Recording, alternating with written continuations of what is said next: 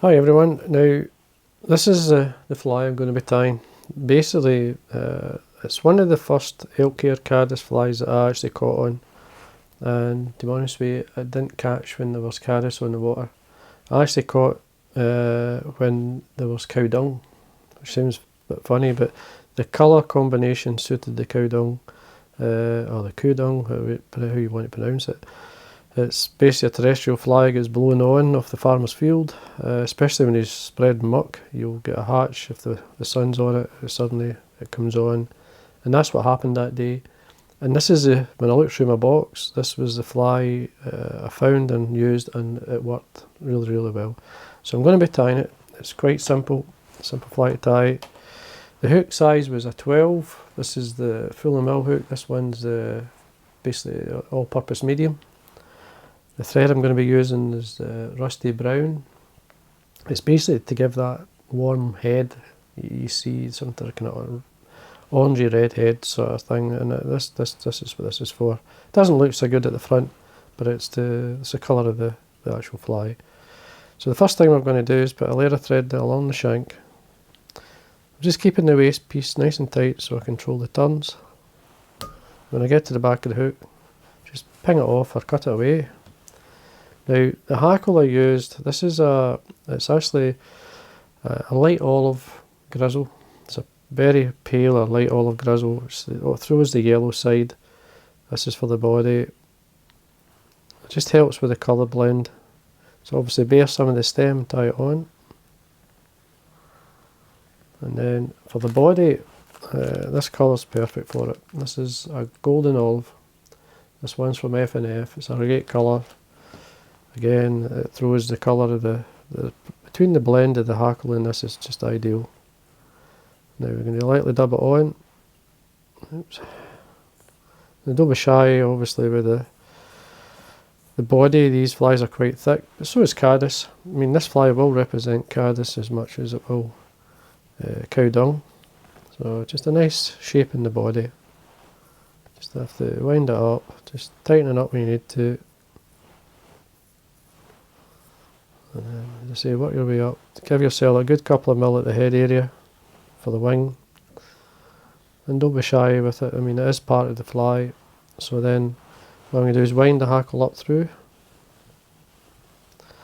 I like a good half dozen turns or so. That's fine. Just make sure it's secure. Trim away.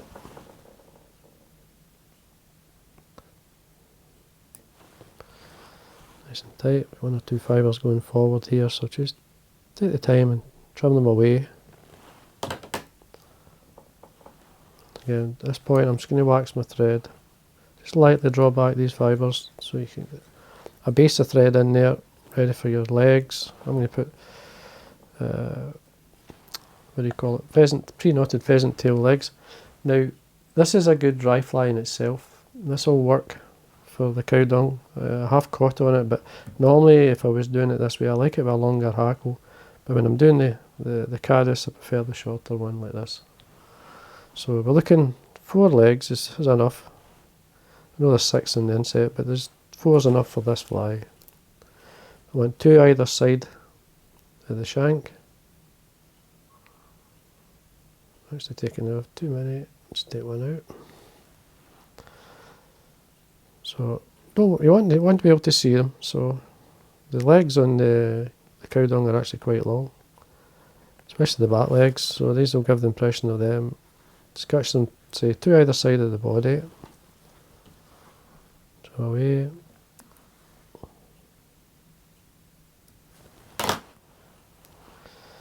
Now before we put our wing on, what I'm going to do is tidy up.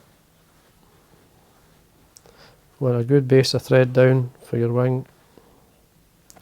So don't be shy with the head length. You want a reasonable head. Now our elk hair is a nice piece of elk hair. It's just a natural elk. So just don't go crazy with the wing. You'll know if you've overdone it because you'll struggle to tie it in.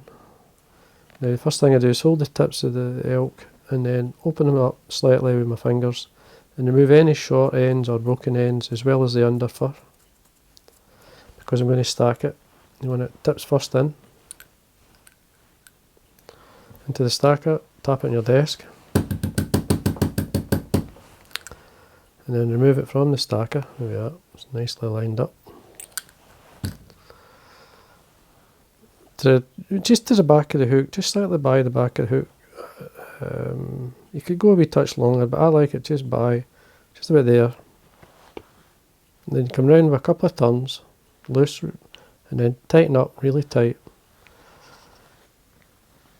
And I want a good half dozen turns in there or so, and then make a space and work your way towards the eye, winding through the cut ends. A couple of turns, just makes it easier if you can do it this way.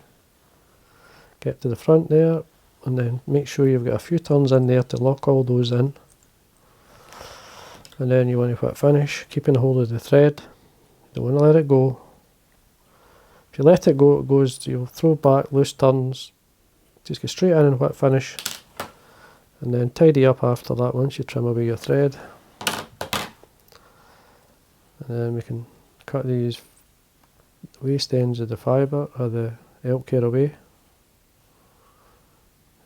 Separate them from the good stuff. And then we want to it's just an angle cut really. Just, you know how to do it. Normal elk hair, Caddis style. Bring it together, a couple of mil away from the eye.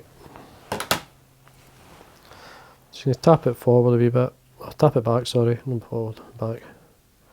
There's your eye. And then we can a wee bit of varnish. Make sure it soaks in. Even if it fills the eye, don't worry about it. I'd rather put a decent amount of varnish in there just so that it sets. You can obviously clean it out I'm just using my dubbing needle, just bring it underneath. Well, that's the eye clear, so it's cleared it up. And there we go. And that's, well, it's Elk Hair Caddis, but it's a cow dung version, so it's a cow dung elk hair. So it's a great Caddis part. It's a mix of both. As I say, I put it on because it was the right colours, suited the cow dung that was getting blown onto the loch, and it worked a treat, so I thought maybe you'd like to see it. Nice pattern, simple to tie, and catches fish. So I hope you enjoyed the video, and thanks for watching.